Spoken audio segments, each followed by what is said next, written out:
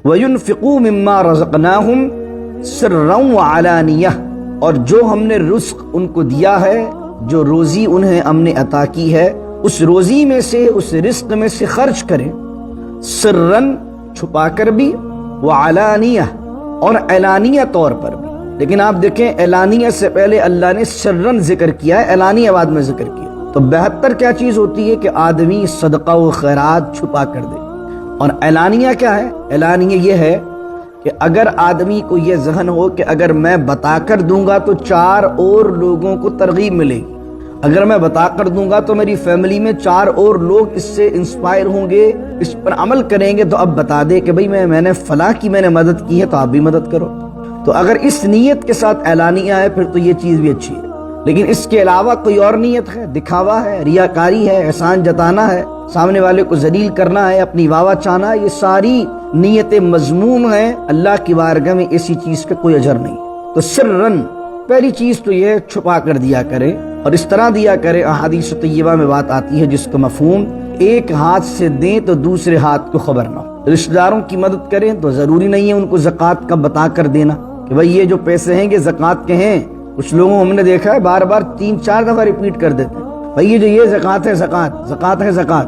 اب ایک گھر کا بندہ ہے، چاچا ہے، ماما ہے، تایا ہے، بہن ہے، یہ رشتہ دار ہیں آپ کے، بہن بھائی ہیں، ایک کچھ عزت نفس بھی ہوتی ہے، سیلف ریسپیکٹ بھی ہوتی ہے۔ تو شریعت آپ کو یہ بات لازم آپ پر نہیں کرتی کہ آپ بتا کر زکوٰۃ دیں۔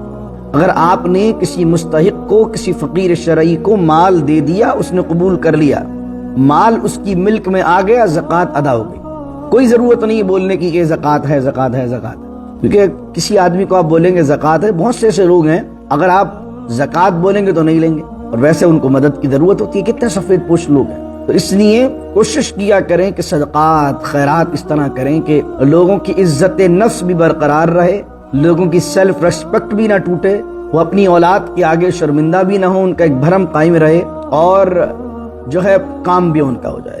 وَيَسِّرْ لِي أَمْرِي وَاحْلُلْ عُقْدَةً مِّن لِّسَانِي يَفْقَهُوا قَوْلِي اللهم صل وسلم وبارك على سيدنا ومولانا محمد معدن الجود والكرم وآله وصحبه وبارك وسلم۔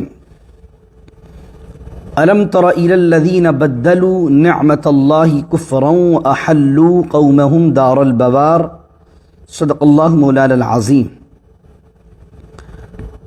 سورہ ابراہیم کی آیت نمبر 28 ہے اور 17ویں رکوع کا یعنی 17th رکوع کا آغاز ہے۔ اللہ رب العزت فرماتا ہے الم تر الی الذین بدلوا نعمت اللہ کفرا، اے میرے محبوب کہ آپ نے نہیں دیکھا ان لوگوں کی طرف جنہوں نے بدل دیا اللہ کی نعمت کو کفر سے، یعنی اللہ نے مشرکین مکہ پر کتنے انعام کیے۔ اللہ کا گھر مکے میں ہے، اللہ کے رسول مکے میں آئے، دین کی دعوت کا آغاز وہاں سے ہوا، تو قرآن کہہ رہا ہے دولت ایمان کو انہوں نے کفر سے بدل دیا۔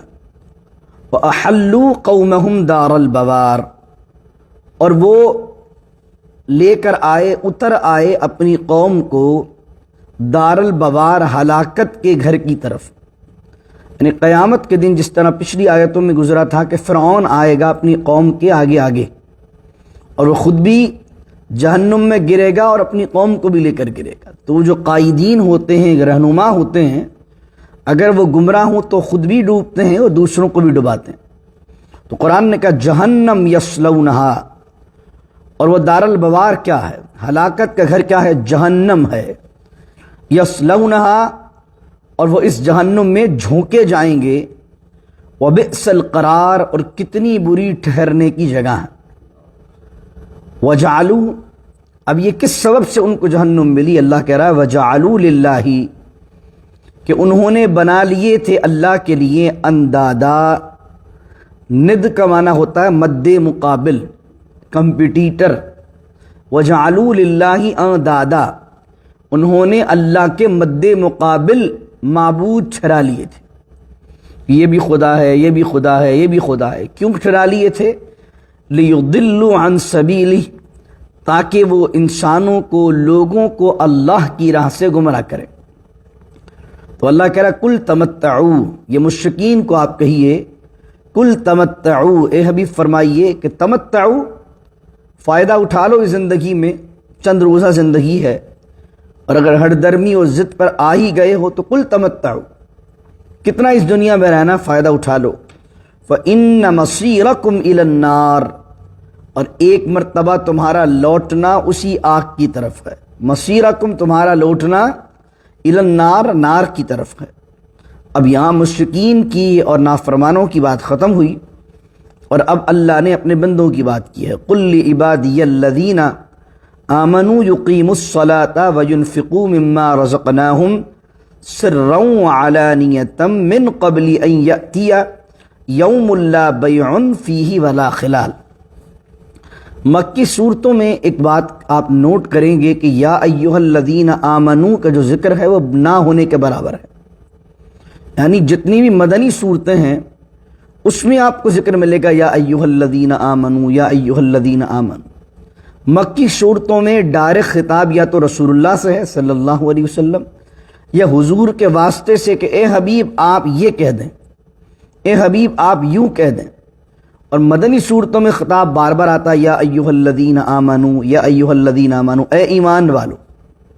اس کی مختلف وجوہات ہو سکتی ہیں، اللہ جانے، واللہ تعالی عالم، اللہ اس کی سب سے بہتر حکمت کو جانتا ہے، لیکن مبصرین نے لکھا ہے کہ اس کا ریزن ایک یہ ہے کہ مکے کے اندر ابھی امت کی حیثیت سے مسلمان ابھرے نہیں تھے، اتنے اسلام لے کر نہیں آئے تھے، لیکن جب مدینۃ المنورہ موو کر گئے تو ایک ریاست بن گئی، باقاعدہ ایک مسلمانوں کی جماعت بن گئی، تو اللہ رب العزت جو ہے اب جب مسلمان بحیثیت جماعت متعارف ہوئے، انٹروڈیوس ہوئے، تو اللہ تعالیٰ مدنی صورتوں میں ان کو بار بار کہہ رہا ہے یا ایھا الذین آمنو، اے ایمان والو۔ اچھا، مدنی صورتوں میں بعض اوقات صرف ایمان والوں کے لیے ہی یا ایھا الذین آمنو نہیں آتا، بلکہ بعض اوقات چند مقامات پر اس میں منافق بھی شامل کر دیے جاتے ہیں، کیونکہ جب آپ بطور جماعت کہہ رہے ہوتے ہیں تو جو صحیح طور پر دعویٰ کرنے والا ہے وہ بھی شامل ہے، اور جو اندر نفاق رکھ کر بیٹھا ہے لیکن دعویٰ تو کر رہا ہے اس سے بھی خطاب ہو رہا ہے۔ لیکن مکی صورتوں کے اندر اس طرح کا معاملہ نہیں ہے، تو یہ دیکھیے یہاں پر بھی قُلْ لِعِبَادِيَ الَّذِينَ آمَنُوا، یہ حبیب فرما دیجئے میرے ان بندوں سے جو ایمان لے کر آئے ہیں، یا ایھا الذین آمنوا نہیں آیا، اے حبیب آپ فرمائیے لِعِبَادِيَ الَّذِينَ، میرے ان بندوں سے۔ کیا خوبصورت جملہ ہے، اللہ اپنے بندوں کو اپنا کہہ رہا ہے، میرے ان بندوں سے فرما دیجئے جو ایمان لائے، یقیم الصلاۃ، نماز کو قائم کریں، وینفقوا مما رزقناہم سرا وعلانیہ، اور جو ہم نے رزق ان کو دیا ہے، جو روزی انہیں ہم نے عطا کی ہے، اس روزی میں سے، اس رزق میں سے خرچ کریں، سرن چھپا کر بھی، وعلانیہ اور اعلانیہ طور پر بھی۔ لیکن آپ دیکھیں اعلانیہ سے پہلے اللہ نے سرن ذکر کیا ہے، اعلانیہ بعد میں ذکر کیا، تو بہتر کیا چیز ہوتی ہے کہ آدمی صدقہ و خیرات چھپا کر دے۔ اور اعلانیہ کیا ہے؟ اعلانیہ یہ ہے کہ اگر آدمی کو یہ ذہن ہو کہ اگر میں بتا کر دوں گا تو 4 اور لوگوں کو ترغیب ملے گی، اگر میں بتا کر دوں گا تو میری فیملی میں 4 اور لوگ اس سے انسپائر ہوں گے، اس پر عمل کریں گے، تو اب بتا دے کہ بھئی میں نے فلاں کی میں نے مدد کی ہے تو آپ بھی مدد کرو۔ تو اگر اس نیت کے ساتھ اعلانیہ ہے پھر تو یہ چیز بھی اچھی ہے، لیکن اس کے علاوہ کوئی اور نیت ہے، دکھاوا ہے، ریاکاری ہے، احسان جتانا ہے، سامنے والے کو ذلیل کرنا ہے، اپنی واہ چاہنا ہے، یہ ساری نیتیں مذموم ہیں، اللہ کی بارگاہ میں ایسی چیز کا کوئی اجر نہیں ہے۔ تو سرن، پہلی چیز تو یہ چھپا کر دیا کریں، اور اس طرح دیا کریں، احادیث طیبہ میں بات آتی ہے جس کا مفہوم ایک ہاتھ سے دیں تو دوسرے ہاتھ کو خبر نہ ہو۔ رشتہ داروں کی مدد کریں تو ضروری نہیں ہے ان کو زکوٰۃ کا بتا کر دینا کہ بھئی یہ جو پیسے ہیں یہ زکوٰۃ کے ہیں۔ کچھ لوگوں ہم نے دیکھا ہے بار بار 3-4 دفعہ ریپیٹ کر دیتے ہیں، بھئی یہ جو یہ زکوٰۃ ہے، زکوٰۃ ہے، زکوٰۃ۔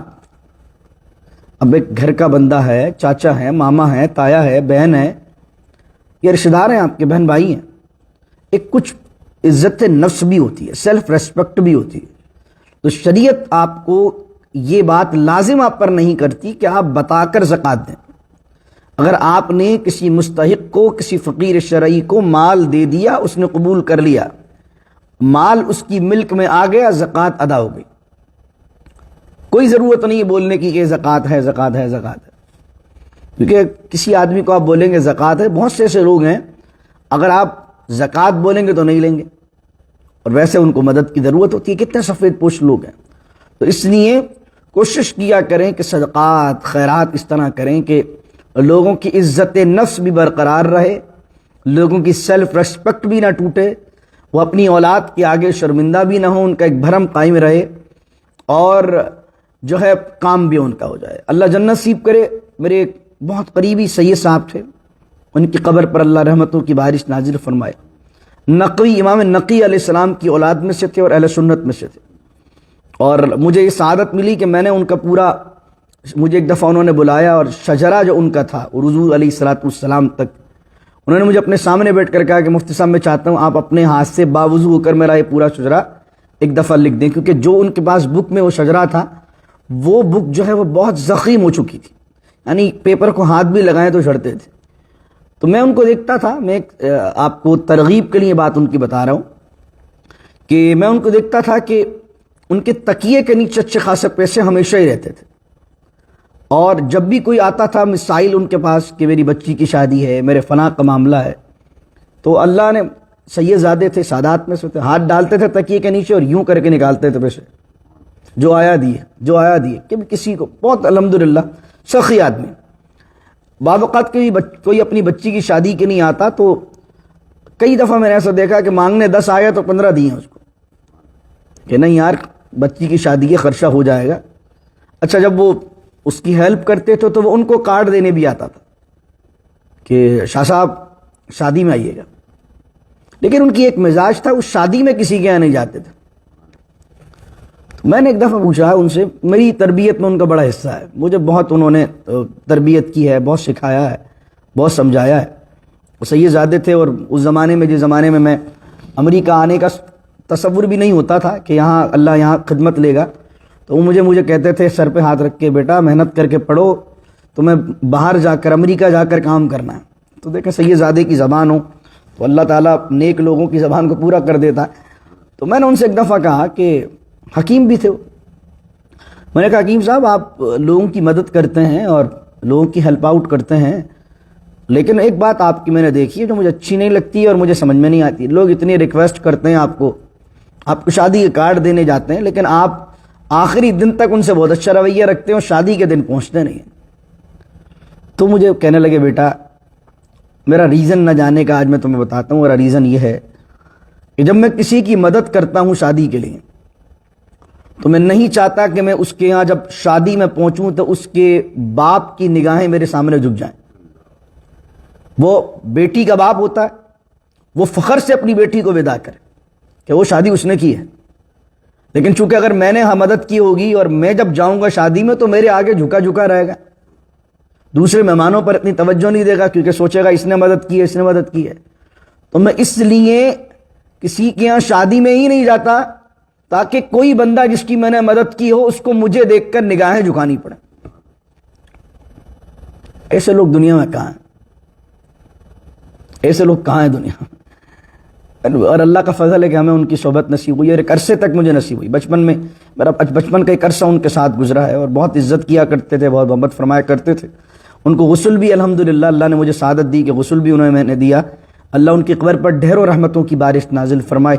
یہ قرآن میں پڑھ رہا ہوں، اللہ تعالیٰ اس کے ثواب بھی حکیم صاحب کو پہنچائے، اللہ تعالیٰ ان کی قبر کو جنت کے باغوں میں سے ایک باغ رکھے۔ میں نے وہ دیکھا سید زادے جو ہم نے کتابوں میں پڑھی یہ باتیں کہ سخی ہوتے ہیں، سخاوت ہوتی ہے، ان کے در سے کوئی خالی نہیں لوٹتا ہے، ہم نے دیکھا کہ وہ واقعی اللہ نے حضور علیہ السلام کی اولاد پاک سے تھے، اور واقعی دیکھا کہ ان کے در پر کوئی آیا تو گیا نہیں، کوشش کرتے تھے کہ جو آئے سائل خالی ہاتھ نہ جائے۔ بعض اوقات لوگ جھوٹ بھی بولتے تھے کہ بھائی یہ ہو گیا، وہ ہو گیا، فلاں ہو گیا، لیکن وہ پھر بھی نوازتے تھے۔ تو اس لیے سرًا و علانیہ، اعلانیہ بھی دو اور چھپا کر بھی دو۔ تو اس لیے سیلف ریسپیکٹ کی عزت کریں۔ فرمایا کہ اس سے پہلے من قبل ان یأتی یوم لا بیع فیہ ولا خلال، اس سے پہلے کہ وہ دن آ جائے کہ جس دن نہ کوئی بے ہوگی، بے مطلب نہ سیلنگ اینڈ بائی ہوگا، یعنی نہ کوئی تجارت ہوگی، خرید و فروخت ہوگی، ولا خلال، اور نہ کوئی دوستی ہوگی۔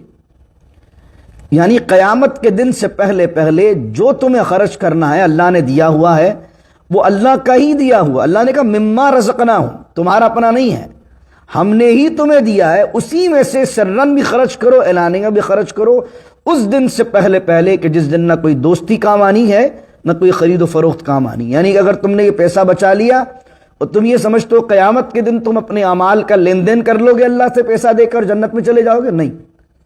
یہ پیسوں کے ذریعے سے تم لوگوں سے تعلقات بنا لو گے اور بڑی بڑی دوستیاں تمہاری قیامت کے دن کام آئیں گی، نہیں، کوئی دوستی قیامت کے دن قائم نہیں آئے گی۔ لیکن سورہ زخرف میں فرمایا ہاں ایک دوستی کام آئے گی، الاخلاء یومئذ بعضهم لبعض عدو الا المتقین۔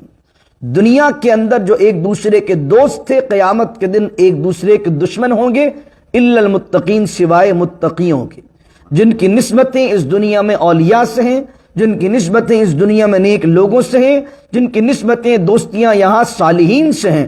تو اگر کل قیامت کے دن وہ پہنچے میدان میں اور ان کی نسبت حضرت عبد القادر جیلانی سے ہو، حضرت معین الدین اجمیری سے ہو، حضرت داتا علی حجویری سے ہو، اگر یہ نسبتیں اولیاء اللہ یا اہل اللہ سے ہوں گی تو قرآن کہتا ہے الا المتقین، سوائے نیک لوگوں کی دوستی کے کسی کی دوستی وہاں کام نہیں آئے گی۔ پھر فرمایا آخری کی دو بلکہ 3 آیتیں ہیں اور اس میں اللہ رب العزت نے اپنی شان ربوبیت کو، اپنے قدرت کے مظاہر کو بیان کیا۔ فرمایا اللہ الذی خلق السماوات والارض، اور وہی اللہ ہے جس نے پیدا کیا ہے آسمان کو اور زمین کو۔ اب یہاں اللہ نے سماوات کہا ہے، میں نے آپ کو کہا یہ متعایت متشابہ ہے۔ سماوات آسمانوں کی جمع ہے، یعنی آسمان کی جمع ہے، سما مانے آسمان اور سماوات کئی آسمان۔ ہمیں دکھنے میں تو نظر آتا ہے ایک آسمان، لیکن اب اللہ ہی جانے، ابھی تک سائنس اس پر ریسرچ کرے گی اور تو پتہ چلے گا کہ اللہ کی کیا عجائبات ہیں اس دنیا میں کہ دکھنے میں ایک آسمان نظر آتا ہے، لیکن آپ قرآن کو پڑھتے ہیں تو قرآن وہاں بھی کئی آسمانوں کا ذکر کرتا ہے، اور آپ بخاری کی حدیث معراج والی پڑھ لیں تو وہ بھی کئی آسمانوں کا ذکر ہے کہ نبی کریم علیہ السلام معراج کی رات جب پہلے آسمان پر گئے تو حضرت آدم سے ملاقات ہوئی، دوسرے پر گئے تو جناب یحییٰ اور جناب عیسیٰ علیہ السلام استقبال کے لیے کھڑے تھے اور اس طرح گئے۔ تو اب یہ آسمان یا تو ایک آسمان کے اوپر آسمان ہے، یا پھر ہو سکتا ہے کہ یہ 7 قسم کی گلیکسیز ہیں، یہ 7 قسم کے یونیورس بھی ہو سکتے ہیں، اللہ ہی جانے، واللہ تعالی عالم و رسول عالم، اللہ اکبر۔ تو فرمایا اللہ نے پیدا کیا زمین اور آسمان کو، وَأَنزَلَ مِنَ السَّمَاءِ مَاءً، اور اس آسمان سے اللہ نے نازل کیا پانی کو، فَأَخْرَجَ بِهِ مِنَ الثَّمَرَاتِ رِزْقًا لَكُمْ، اور تمہارے رزق کے واسطے اس پانی کے ذریعے زمین سے اللہ نے پھلوں کو نکالا۔ وَسَخَّرَ لَكُمْ، اب بار بار آپ دیکھیے لکم آ رہا ہوگا، لکم کا معنی کیا ہوتا ہے؟ تمہارے لیے، فور یو۔ اللہ کہہ رہا تمہارے لیے پھلوں کو نکالا۔ وَسَخَّرَ لَكُمُ الْفُلْكَ، اور تمہارے لیے مسخر کیا کشتیوں کو، لِتَجْرِيَ فِي الْبَحْرِ بِأَمْرِهِ، کہ وہ زمین میں، وہ سمندر میں چلتی ہیں اللہ کے حکم سے۔ وَسَخَّرَ لَكُمُ الْأَنْهَارَ، اور دریاؤں کو تمہارے تابع کر دیا۔ یعنی کہ ایک کشتی اگر آپ دیکھیے، کوئی کشتی ٹھہر نہ سکے اگر اللہ نہ چاہے، لیکن کشتیاں کئی مہینوں کا سفر کر لیتی ہیں، ایک مقام سے دوسرے مقام پر پہنچ جاتی۔ یہ کون ہے ان کو چلانے والا؟ اس سمندر کو اللہ نے تمہارے لیے راستہ بنا دیا۔ سمندر میں تو کوئی بھی ٹھوس چیز پاؤں رکھے تو ڈوب جائے، لیکن اللہ نے اس سمندر کو بھی تمہارے لیے راستے کا ذریعہ بنا دیا، تمہاری جرنی کے لیے جو ہے پاتھ بنا دیا۔ تو اللہ رب العزت فرما رہا یہ کس نے؟ تمہارے لیے۔ دریا بھی کس کے لیے؟ تمہارے لیے۔ وسخر کا معنی، اور دریاؤں سے بھی تم فائدہ اٹھاتے ہو۔ وسخر لکم الشمس والقمر دائبین، اور تمہارے لیے مسخر کر دیا، تابع بنا دیا سورج اور چاند کو، دائبین لگاتار چلنے والے ہیں۔ دائبین کا معنی مسلسل ایک مدار میں، ایک سیکوینس سے، ایک ہی ٹائمنگ میں چلنا۔ جب سے دنیا بنی ہے سورج نے ایک دن کی چھٹی نہیں کی ہے، نہ چاند کی ایک دن کی چھٹی ہوئی ہے۔ اللہ کہہ رہا دائبین، یہ سورج اور چاند ایک مقدار میں، ایک سیکوینس سے، ایک طرح سے چلتے جا رہے ہیں کس لیے؟ وسخر لکم، تمہارے لیے. یعنی وہ بڑی خوبصورت بات کی مفسر نے، اس ساری دنیا تمہارے لیے ہے لیکن تم اللہ کے لیے ہو، تم دنیا کے لیے نہیں ہو. چاند، سورج، چاند، ستارے، یہ سارے نباتات، شجرات، سب کس کے لیے بنایا اللہ نے؟ تمہارے لیے. لیکن تمہیں ان کے لیے نہیں بنایا. تمہیں کس لیے پیدا کیا ہے؟ اپنی عبادت کے لیے، اپنی بندگی کے لیے. یہ اللہ نے تمہارے لیے پیدا کیے ہیں. اب انسان ان کے لیے کام کرنے لگ جائے تو اللہ نے انسان کا اپر لیول رکھا ہے، سب اس کے انڈر میں ہے اور وہ اپر ہے. یعنی سب اس کے چیزیں اللہ نے آگے جھکا دی ہیں، مگر اس کو حکم دیا کہ وہ اللہ کے آگے جھک جائے. فرمایا وسخر لکم اللیل والنہار، اور تمہارے لیے اللہ نے لیل اور نہار بنائے، تمہارے لیے مسخر کیے، تابع کیے، دن اور رات. کبھی ایسا نہیں ہوتا کہ 24 گھنٹے کا دن ہو جائے، تو ایسا دنیا میں نظام ہو جاتا کہ کبھی 24 گھنٹے کا دن ایک ہفتے، 24 گھنٹے کی رات ایک ہفتے. 24 گھنٹے کام کر رہے ہیں لوگ، ایک ہفتے تک کام، ایک ہفتے تک آرام. لیکن اللہ نے کیا کیا؟ اللہ نے ایک سسٹم رکھ دیا، رات دن، رات دن، رات دن، آرام کرو کام کرو، آرام کرو کام کرو. رات کو کیا بنایا؟ فرمایا تمہارے لیے سکون بنا دیا تاکہ آرام کر کے سکون حاصل کرو. یہ کس لیے کیا؟ تمہارے لیے کیا. تو اللہ رب العزت فرماتا ہے، اور یہ جو فرمایا نا وسخر لکم الشمس والقمر، اور تمہارے لیے نفعمند کیا، مسخر کیا، تابع کیا سورج کو. سورج جس لمٹ میں ہمارے پاس ہے نا، اگر اس سے تھوڑا سا نیچے آ جائے، چند سینٹی میٹر، تو ہیومن باڈی جو ہوتی ہے وہ 35 اور 36 اس کا ٹیمپریچر ہوتا ہے نارمل. اور جب گرمیوں کے دنوں کے اندر اگر 50 ڈگری ہو جائے تو ہماری جو ہے وہ ہوائیاں اڑ جاتی ہیں اور ہم اے سی چلا رہے ہوتے ہیں اور کہہ رہے ہوتے ہیں کولنگ نہیں ہو رہی ہے. ذرا سا چند سینٹی میٹر اگر سورج، آج کروڑوں میل دور ہے، چند سینٹی میٹر اگر سورج تھوڑا سا نیچے آ جائے اور اس دنیا کا جو ٹیمپریچر ہے وہ صرف 100 ڈگری ہو جائے تو دنیا ساری کی ساری جل جائے.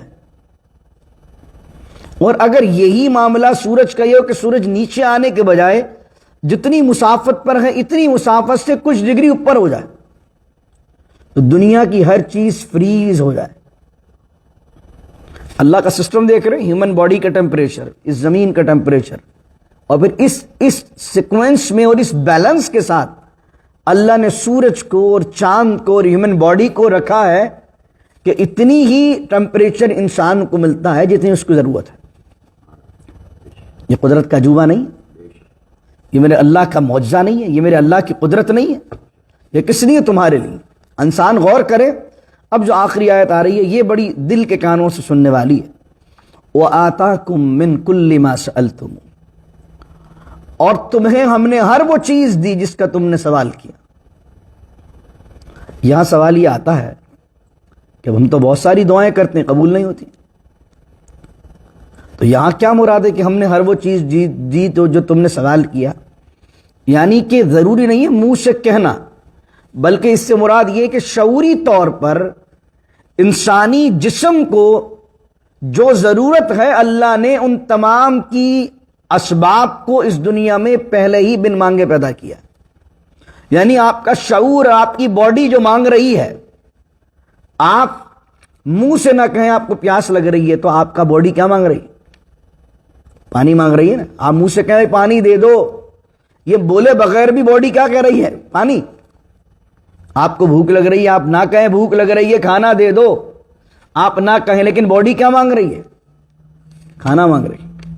آپ کو سردی لگ رہی ہے تو باڈی کیا مانگ رہی ہے؟ ہیٹ مانگ رہی ہے. آپ کو گرمی لگ رہی ہے تو باڈی کیا مانگ رہی ہے؟ آپ سے تھوڑی سی ٹھنڈ مانگ رہی ہے کہ بیلنس ٹیمپریچر ہو جائے. تو یہ کون ہے جو باڈی مانگ رہی ہے؟ وہ جو مانگ رہی ہے اللہ تمہارے لیے وہ سسٹم دے رہا. اللہ اکبر. تو جو تم مانگتے ہو اللہ نے تمہیں دیا. اللہ ہر چیز تمہیں دیتا جا رہا ہے. لیکن اللہ کیا کہہ رہا ہے؟ حقیقت کیا؟ وَإِن تَعُدُّوا نِعْمَةَ اللَّهِ لَا تُحْصُوهَا. یہ بڑی مشہور آیت ہے. اگر تم تعدو گننا چاہو نعمت اللہ، اللہ کی نعمت کو، لا تحصوہا، تم گن ہی نہیں سکتے۔ سوچو، ایک لمحے کو سوچو، ہم نے تو نعمت کو کپڑے، گھڑی، گاڑی، گھر تک ہی رکھا ہوا، یعنی اس سے ہم باہر ہی نہیں نکلتے۔ بڑی گاڑی تو نعمت ہے، ایک بڑا گھر تو نعمت ہے، اچھی گھڑی پہنے تو نعمت ہے، اچھے کپڑے پہنے ہوئے تو نعمت ہے۔ ارے ان سے نکل کے سوچو، قدرت کی ہر غریب پر اور ہر امیر پر، روڈ پر سونے والا بھی یہ نہیں کہہ سکتا مجھ پر نعمت نہیں۔ ارے یہ روڈ پر تو سو رہا ہے، اللہ نے زمین کو اس طرح رکھا ہے کہ تو سو پا رہا ہے، یہ بھی تجھ پر نعمت ہے۔ ہر شخص پر میرے رب کی عنایات ہیں، تو اللہ کی نعمتوں کو شمار کرنا چاہو تو شمار نہیں کر سکتے۔ امام غزالی رحمۃ اللہ علیہ نے لکھا احیاء العلوم میں، اور علامہ سعیدی نے اس کو اور ڈیٹیل سے لکھا، دونوں کہتے ہیں کہ اگر کوئی بندہ سوچنا چاہے اللہ کی نعمت کو تو ایک نوالا لے لے، گندم کا ایک نوالا جو وہ سالن سے لگا کر کھاتا ہے، ایک نوالا اٹھا لے اور سوچے کہ یہ نوالا بنا کیسے۔ امام غزالی فرماتے ہیں گندم کو اگانے کے لیے زمین بھی ہر قسم کی نہیں چاہیے، خاص زمین ہو، خاص ٹیمپریچر ہو، اس جناب بیج کو بویا جائے، خاص قسم کی اور بیلنس میں ہوا چلے، آندھی آئے گی تو فصل تباہ ہو جائے گی، خاص قسم کی ہوا آنی چاہیے، باد بہار ہونی چاہیے، موسم کے حالات ہونا چاہیے، سورج کا ٹیمپریچر ہونا چاہیے، یہ تمام چیزیں بیلنس کے ساتھ اویلیبلٹی ان کی ہوتی ہے تو گندم پیدا ہوتی ہے۔ اس کے بعد جو آپ سالن کھا رہے ہیں، جو اس کے علاوہ چیز کھا رہے ہیں، اس کے لیے بھی یہ ساری چیزیں کار فرما۔ یہ تمام چیزوں کے بعد اب جب یہ بن گئی تو اب اس کو توڑ کر درجہ حرارت جس پر یہ چیزیں پکیں گی وہ بھی بیلنس میں چاہیے، زیادہ ہیٹ ہو تو جل جائے گا، بیلنس کے اندر درجہ حرارت ہے، اس کے اندر یہ چیزیں پکتی ہیں۔ اب یہ آپ کے سامنے آ گئے، آپ نے نوالا توڑا، اب یہ سوچیں یہ نوالا بننے سے پہلے وہ قدرت کا ایک پروسیس پورا کا پورا، یہ ساری نعمت اللہ کی۔ علامہ سعیدی کہتے ہیں اب یہ سوچو ایک نوالا تم نے اٹھایا اور یہ ہاتھ جو تمہارے اس قابل ہوئے کہ اس کو اٹھا کر منہ تک لے جائیں، یہ بھی اللہ کی نعمت ہے۔ اب تم نے اپنے منہ میں ڈالا، اگر منہ کے اندر سے یہ تھوک، یہ لعاب ختم ہو جائے تو یہ نوالا کبھی بھی آپ چبا کر نگل نہیں سکتے۔ یہ مدد کرتا ہے ہضم کرنے میں بھی، یہ لعاب زبانیں خشک ہو جائیں، یہ لعاب بات کرنے میں، گفتگو کرنے میں، چبانے میں۔ اور پھر آپ یہ دیکھیے اللہ نے پھر دانتوں کی نعمت دی۔ پوچھیے ان لوگوں سے کہ جن کے ساتھ گلے کا انفیکشن ہے یا الیاذ باللہ تعالی، الحمدللہ الذی عافانی مما ابتلاک بہ وفضلنی علی کثیر ممن خلق تفضیلا، کہ جو لوگ گلے کے کینسر میں مبتلا ہیں اور ان کی نلکیاں لگی ہوئی ہیں وہ کھا نہیں سکتے،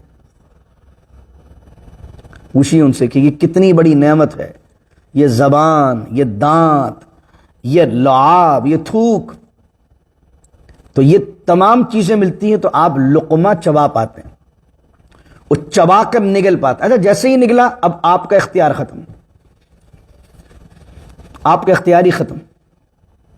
بھائی حلق سے نیچے اتارنے کے بعد آپ کے اختیار میں کہ آپ کہاں جائے گا لقمہ، پھنس گیا تو موت بھی واقع ہو سکتی ہے۔ اگر وہ لقمہ غذا کی نالی میں جانے کے بجائے سانس کی نالی میں چلا جائے، چند منٹ لگیں گے مرنے میں آپ۔ تو یہ کون ہے کہ غذا کی نالی، اگر آپ نقشہ دیکھیں غذا کی نالی اور سانس کی نالی دونوں ساتھ ساتھ ہیں۔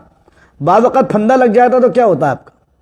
پھندا اس لیے لگ جاتا ہے کہ آپ کی جو غذا کی نالی ہے اس کے اوپر تھوڑا اوپر آ جاتی ہے آپ کی سانس کی نالی، آپ کو پھندا لگ جاتا ہے۔ تو آپ سوچئے کہ دونوں ملی ہوئی ساتھ ہیں، لیکن یہ لقمے کو کون کہہ رہا ہے کہ بھائی تجھے غذا کی نالی میں جانا ہے، سانس کی نالی میں نہیں جانا؟ کون کہہ رہا ہے؟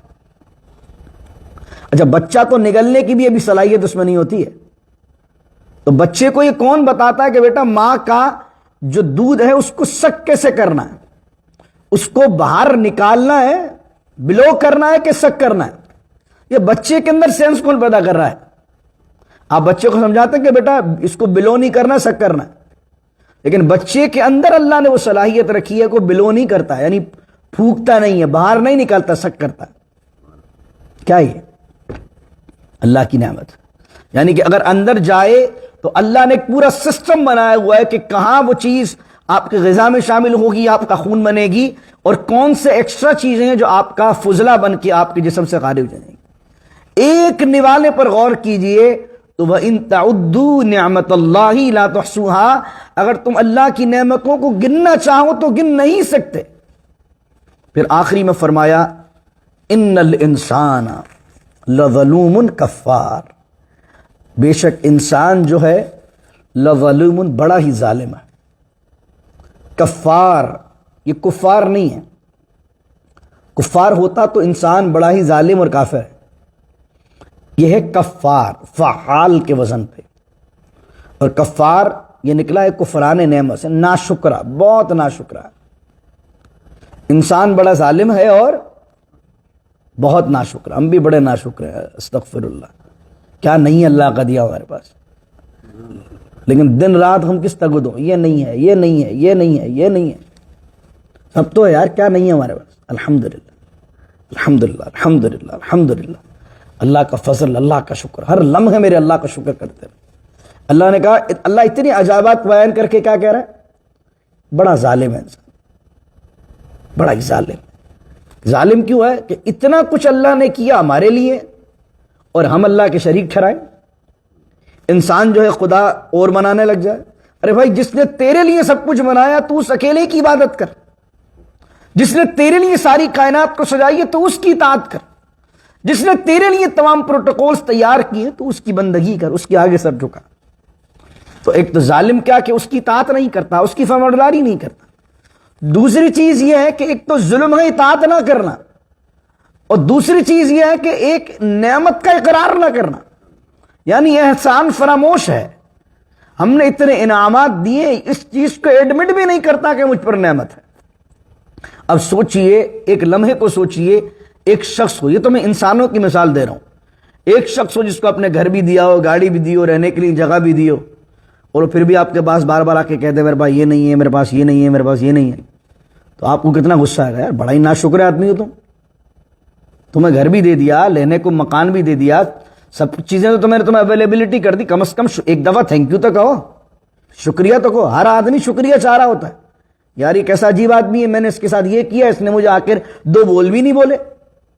یہ انسان کی طبیعت ہے۔ ایک لمحے کو سوچئے کہ اللہ نے اتنے انعام کیے اور آدمی اللہ سے جو مانگے تو کہ مالک یہ نہیں ہے، یہ نہیں ہے، یہ نہیں ہے، یہ نہیں ہے، اللہ کہ کتنا ناشکر ہے۔ کبھی ایک دفعہ یہ بھی کہتے کہ اللہ یہ ہے، یہ ہے، یہ ہے، یہ ہے۔ ہماری دعا بھی جو ہوتی ہے اس میں کیا ہم کہتے ہیں یہ نہیں ہے، یہ نہیں ہے، یہ نہیں ہے، یہ نہیں ہے۔ کبھی یہ دعا کرے اللہ کا شکر، اللہ تو نے اولاد دی، اللہ تو نے جان دی، اللہ تو نے سلامتی دی، اللہ تو نے عیبوں کے باوجود ہماری عزت پر پردہ رکھا ہوا ہے، ہماری عزت سلامت رکھی ہوئی ہے، اللہ یہ آنکھیں تو نے دی، ہم دیکھ سکتے ہیں، یہ کان دیے تو ہم سن سکتے ہیں، ہم چل سکتے ہیں۔ مالک کریم، کروڑوں لوگوں سے تو نے اچھا بنایا، تیرا اللہ شکر ہے، شکر ہے، شکر ہے۔ شکر کو لازم رکھیے، کیونکہ شکر کے بارے میں میں نے آپ کو بیان کیا اسی صورت کے اندر، لئن شکرتم لازیدنکم، شکر کرو گے اللہ تعالیٰ نعمتوں کو بڑھائے گا، مزید نعمتیں عطا فرمائے گا۔ تو اللہ تعالیٰ ہمیں اپنی ناشکری سے بچائے، اور جو لوگ سرن و علانیہ خرچ کرتے ہیں اللہ ان لوگوں میں شامل فرمائے۔ اور مالک کریم سے دعا ہے کہ اللہ تعالیٰ نے اس قدرت میں جو عجائبات رکھیں، یہ نشانی اللہ کیوں بیان کرتا، غور کریں۔ جس طرح میں نے امام غزالی اور علامہ سعیدی کا حوالہ دیا، ایک لقمے پر سوچیں گے تو نعمت کے بارے میں سوچیں گے تو نعمت کا احساس پیدا ہوگا، جب نعمت کا احساس پیدا ہوگا تو آٹومیٹکلی شکر کا جملہ منہ سے نکلے گا۔ نعمتوں کو سوچئے، پازیٹیو رہیے، تھنکنگ کو پازیٹیو رکھیے، اپنی تھنکنگ کو نعمتوں کے بارے میں سوچئے تو آپ کو اللہ تعالیٰ کئی مواقع عطا فرمائے گا شکر کے۔ اللہ تعالیٰ ہمیں شکر کی کرنے کی توفیق دے، ہر لمحہ شاکر رکھے، ناشکروں سے، ناشکری سے اپنی پناہ عطا فرمائے، اور شکر کے بدولت ہماری نعمتوں میں دن رات اضافہ فرمائے۔ مالک کریم سے دعا ہے، یہی دعا کیا کریں، اللہم اعنا علی ذکرک و شکرک و حسن عبادتک، اللہم اکفنا بحلالک عن حرامک واغننا بفضلک عمن سواک، واحفظنا بما حفظت به الذکر وانصرنا بما نصرت به الرسل انك على كل شيء قدير، ربنا اتمم لنا نورنا واغفر لنا انك على كل شيء قدير، ربنا هب لنا من ازواجنا وذرياتنا قرة أعين وجعلنا للمتقين إماما حسبي الله لا إله إلا هو عليه توكلت وهو رب العرش العظيم الحمد لله الحمد لله الحمد لله استغفر الله استغفر الله استغفر الله اللهم إنا نعوذ بك من زوال نعمتك يا منعم يا مقلب القلوب ثبت قلوبنا على دين الإسلام إن الله وملائكته يصلون على النبي يا أيها الذين آمنوا صلوا عليه وسلموا تسليما اللهم صل وسلم وبارك على سيدنا ومولانا محمد معدن الجود والكرم وآله وصحبه وبارك وسلم سبحان ربك رب العزة عما يصفون وسلام على المرسلين والحمد لله رب العالمين لا إله إلا الله محمد رسول الله صلى الله عليه وسلم